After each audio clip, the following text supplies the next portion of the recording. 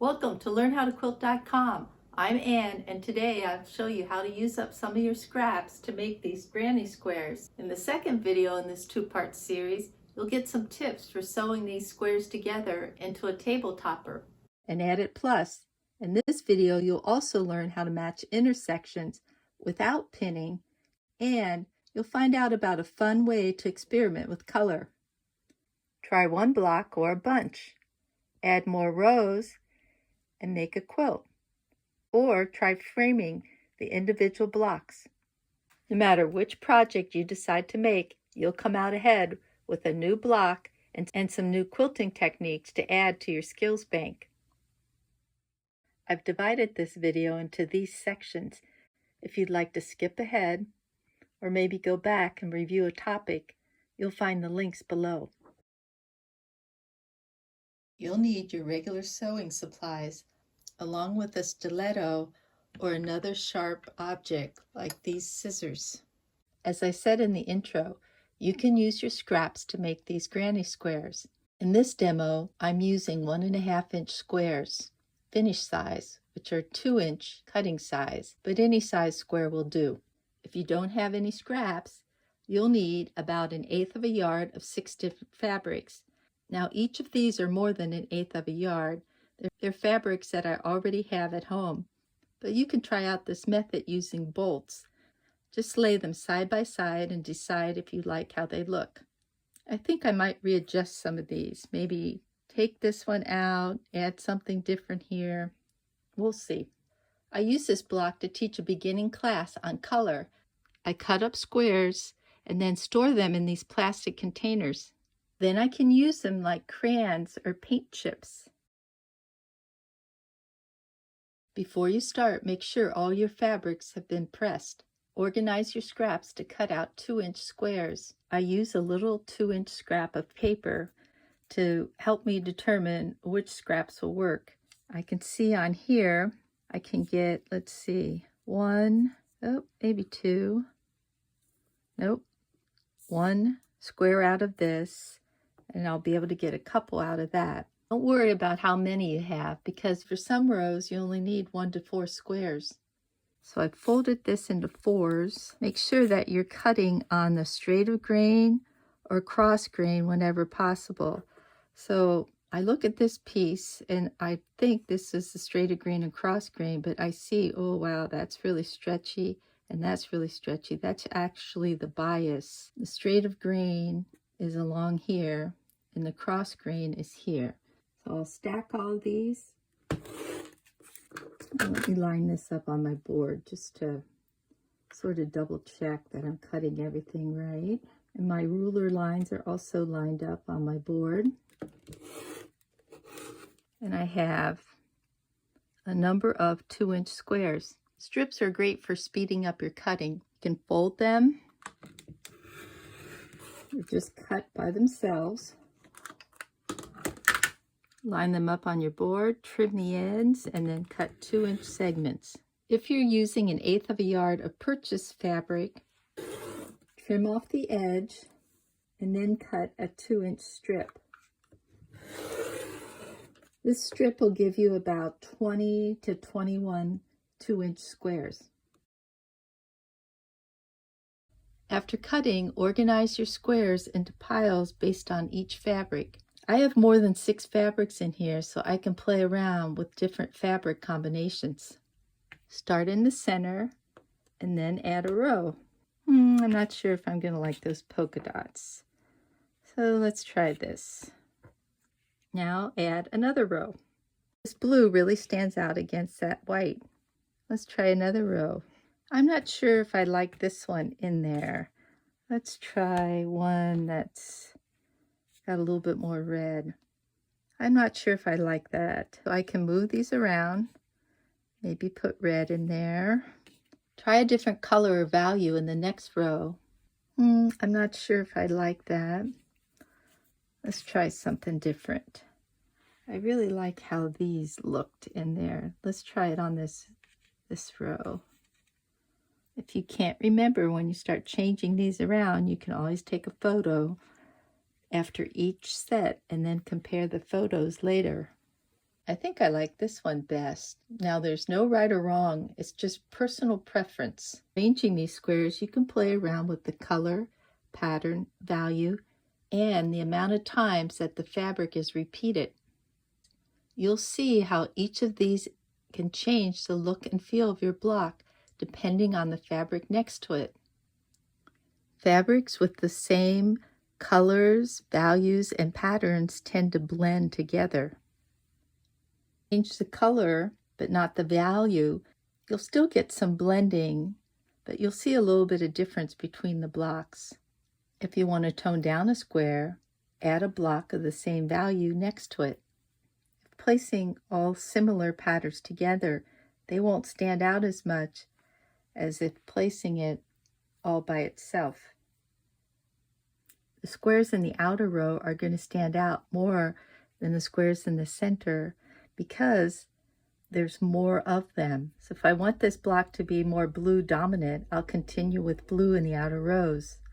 If I want it to look more red, I might switch the blue to the inner rows and the red to the outer rows. If you don't have enough squares to complete a row, no problem.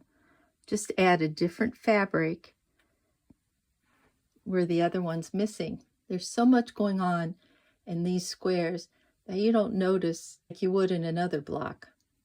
In this antique quilt, many squares inside the black and white rows are different, as are some of the fabrics in this square. Now back to my block. Let's try this one in the outside edge.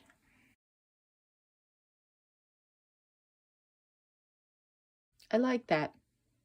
Now this is my last row here, and I'm using squares that I'm going to chop off later on, just because if I put triangles in here, I can't mix and match. Meaning, if I decide I want white to go on the inside and I want this red to come on the outside, I'll need to cut triangles. And I don't want to do that. I want to be able to use them in different places. Also, you might notice that this is a different fabric. I've got a couple of those in here, so I'll just sort of spread them around. And from a distance, from a distance, you won't notice the difference.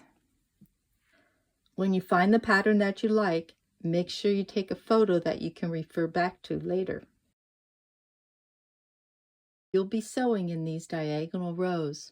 There are a lot of ways to sew this block together, but I find I get more confused trying to stick to those plans. For me, it's just as easy to pick up 2 of these squares at a time, put right sides together, take them over to the sewing machine, stitch that 1/4 inch seam, and then place them back into the layout. Just realized that I forgot to add this light blue row, my block.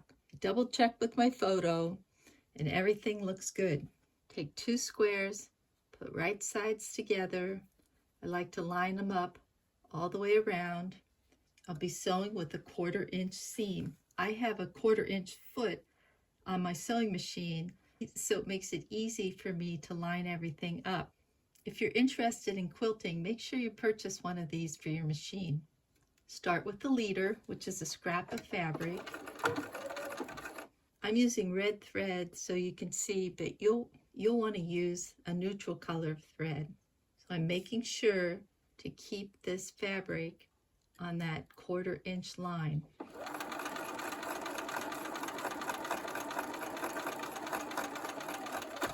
I'll add another scrap at the end.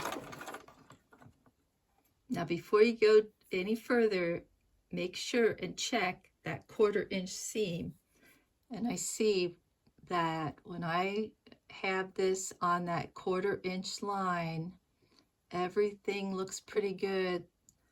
Oh, right here there might be a hair over, but that's going to be okay.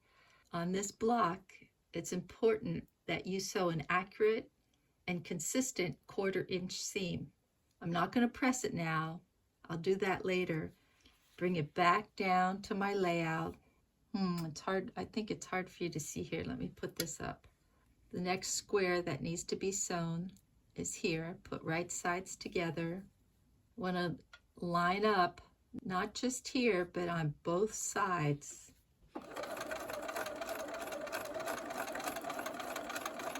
To save time, I like to stack some of these up to take them over to the sewing machine. And usually I like to go down one side like this and bring these over to the sewing machine, making sure that the side to be sewn is on the right side next to my needle. And then I'll chain piece these.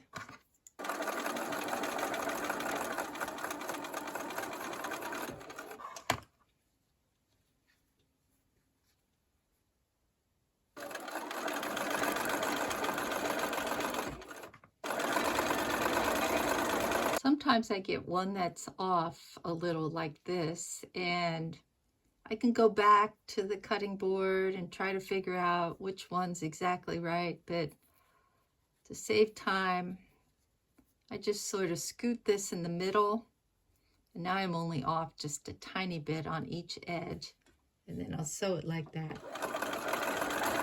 So I have this chain, and if I cut it apart,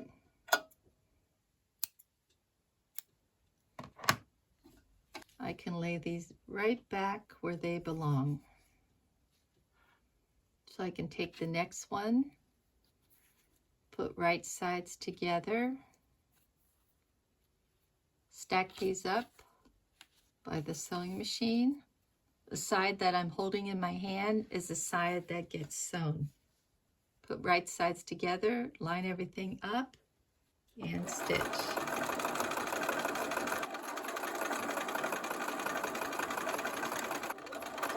Continue stitching in this manner until all the rows have been stitched together.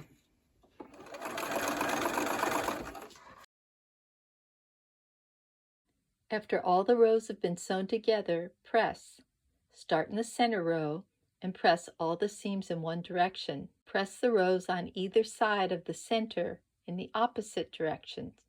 Continue pressing rows in opposite directions till all the rows have been pressed. Remember, the accuracy in your quilt depends not only on cutting and sewing, but also on your pressing. After everything's been pressed, you're ready to sew. I like to start on one end. I'll put right sides together. Let me put this down. So put right sides together. You notice that these ends aren't going to line up. You're looking to match this top and these seams. These seams should nestle in right up against each other. And I'll come over here. I don't need to start on a leader when sewing this because I'm already going to be on the fabric. I like to start stitching just a little before this square. I'm going to come in here and double check. I'm going to come in here and double check that this seam and this seam line up, and that they're nestled in there right up against each other. I'm going to use this sharp point of my scissors, or if you've got a stiletto, to hold on to that.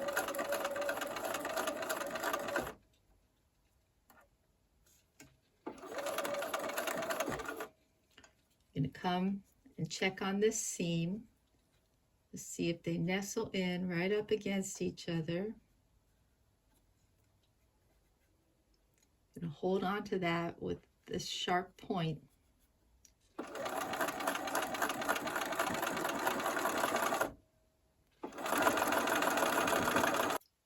And let's check. I open this up and I see that these seams are matching. Looks good. So I've laid this back down. I take the next piece. I put right sides together. I see that the longer piece is on top. I usually like the longer piece on the bottom. So I flip this over And I'll start with these two seams, sort of hold that in place, like so. I don't need this to get started. Hold on to my threads. Get that stiletto or sharp point to hold that seam in place and stitch. Fold this back to the next seam. I can feel it nestle in there. Hold it in place.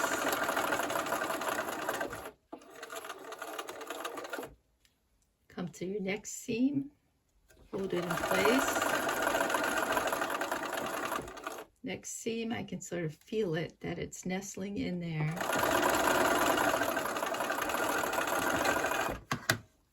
Let's lift this up, and I see that these seams are matching. This one might be off just a tad. In my younger years, I'd go back in there and rip out a couple of these stitches and then redo to make sure that it was matching, but I'm okay with that. And this seam looks pretty good. So now I'll take my next piece, I'll lay this down, put right sides together. All these seams are going in the same direction. That's not going to work with this type of sewing. So I did this on purpose so you won't freak out when something like this happens, because all you need to do is just flip this around like so.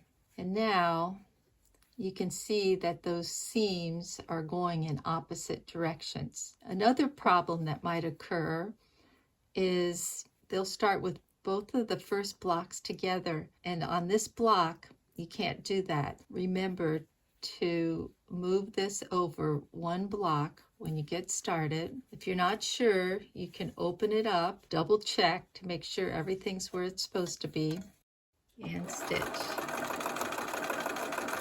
Now, every now and then you come across two seams that don't want to nestle in up against each other. So I can see that this piece is a little bit longer than this piece, and those seams do not want to go up against each other. But that's okay. I'll just pull this top piece down. Just pull this top piece down a little and push it up against that other seam, and when I feel that they're nestled in next to each other, I'll hold on to this. I'll let my feed dogs do the work of distributing that extra fabric in there. Of course, you can always pin these intersections before you come over to the sewing machine if you're not comfortable with this, but try it and you might find out that you like it. Okay, so let's look and see. That looks pretty good. That looks pretty good. Looks pretty good. This is the piece that needed to be eased in a little. Nope, all those seams look good. So I'll continue adding these strips in this manner until all the pieces have been sewn together. I hope this angle helped you see better.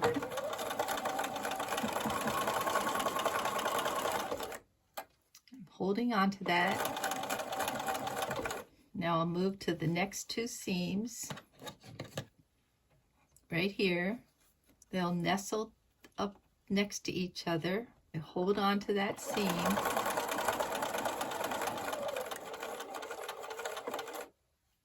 I'm over here with the next two, and I can feel that when they're up against each other. Hold on to that.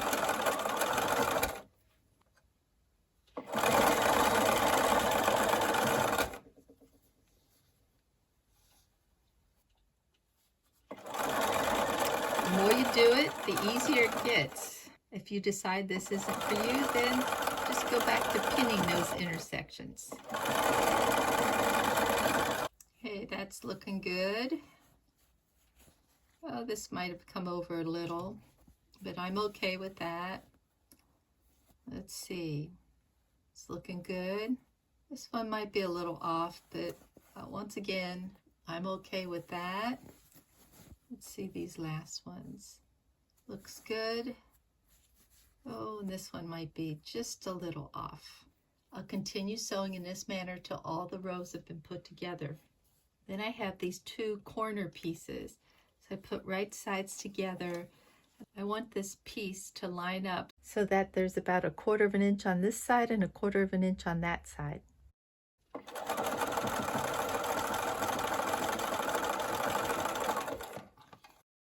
When everything's been sewn together, I'll press. Start in the center and press all of these rows in this direction and these rows in that direction. And here's my block. The last step is to trim off these edges. I like to use a square ruler when trimming, but you can also use other types of rulers. I'll show you how to do that on another block. So in order to sew this block to another block or to a border, I need a 1/4 inch seam all the way around. So here's that 1/4 inch line on this ruler, and I'm lining it up with the points on these squares. So I'll turn this, and then I'll line up those points along this 1/4 inch line. You can see not all of my points are cooperating on this row. So I sort of pick a measurement in between. It looks like this is good, and I'll trim. I've got this turn, and I've lined up the sides on my block with the lines on the mat.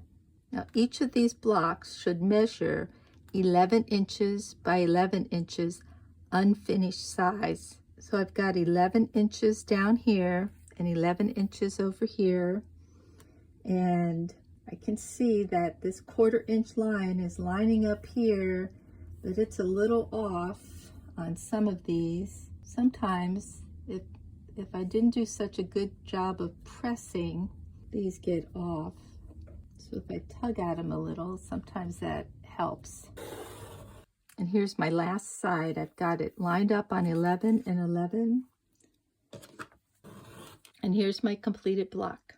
Don't worry if these don't match up here. When you sew the next block to this, those will get caught up in the seam allowance. If you don't have a 12-inch ruler, take the ruler that you have and line up that 1/4 inch line with those points. And they might not all line up. Just try to place your ruler so that you get most of the points on that 1/4 inch line. Turn your block, use the line on your mat to line that up. Come over to the side, do the same thing. Try to get those 1/4 inch lines to line up, and also you want these vertical lines to line up across the bottom to get everything sort of nice and square. And so if I measure from here to here, I see that's 11 inches. I'll line up my ruler on this line. I'll double check. Oh, I see the 1/4 inch marks are all along there, and I'll cut. Okay, and one last turn. I want to make sure that everything's 11 by 11. So if I measure here, I see that it goes to this line. Line this up and cut. And there's my block. Just a reminder to handle all of these bias edges with care. Some folks like to stay stitch about 1/8 of an inch from the edge all the way around in order to help stabilize the edges, but that's not necessary. Hope you stay tuned for our next video. You'll get some tips for sewing these bias edges along with directions for turning these blocks into a table topper. Please comment below if you have any questions or concerns, or email me at ann@learnhowtoquilt.com. Thanks for visiting our channel. Don't forget to like, share, and subscribe with your friends. Thanks.